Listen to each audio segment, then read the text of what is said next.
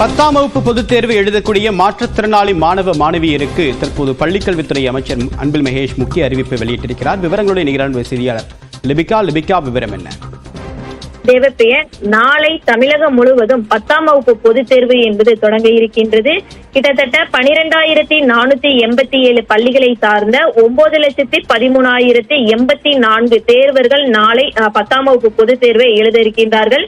இந்த நிலையில் பள்ளி கல்வித்துறை அமைச்சர் அன்பில் மகேஷ் பொய்யாமொழி 10ஆம் வகுப்பு பொதுத் தேர்வு எழுதும் 15,729 மாற்றுத்திறனாளி தேர்வர்களுக்கு பல்வேறு விளக்கங்கள் கொடுத்திருக்கிறார். அதாவது மொழிப்பாட விலக்கு சொல்வதை எழுதுபவர் தேர்வெழுத கூடுதல் 1 மணி நேரம் என்பது அவர்களுக்கு வழங்கப்பட இருக்கின்றது. உள்ளிட்ட பல்வேறு சலுகைகள் என்பது மாற்றுத்திறனாளிகளுக்கு வழங்கப்பட்டிருக்கின்றது.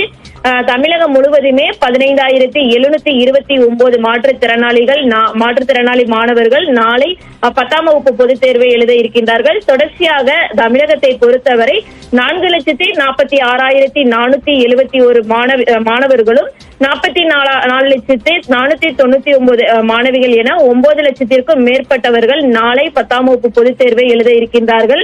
அதே போன்று சிறைவாசி மாணவர்களுக்கும் தேர்வு எழுதுவதற்காக ஏற்பாடுகள் என்பது செய்யப்பட்டிருக்கின்றது. சிறைவாசி தேர்வர்கள் மட்டும் 273 பேர் தமிழகம் முழுவதும் பல்வேறு இடங்கள்ல தேர்வை எழுத இருக்கின்றார்கள். இவர்களுக்கான தற்போது அன்பில் மகேஷ் அவர்கள் தற்போது பல்வேறு விளக்கங்களை கொடுத்திருக்கின்றார். தொடர்ச்சியாக மாணவர்கள் தங்கள் புகார்கள் அல்லது கருத்துக்கள் ஏதேனும் தெரிவிக்க வேண்டும் என்பதற்காக தொலைபேசி எண்களும் கொடுக்கப்பட்டிருக்கின்றது. அந்த தொலைபேசி எண்களில் கட்டுப்பாட்டு தொடர்பு எண்களை தொடர்பு கொண்டு மாணவர்களுடைய பயத்தை போக்குவதற்கும் அதே போன்று ஏதேனும் புகார்கள் இருந்தால் அறிவிக்கவும் அவர்கள் வெளியிட்டிருக்கின்றார்.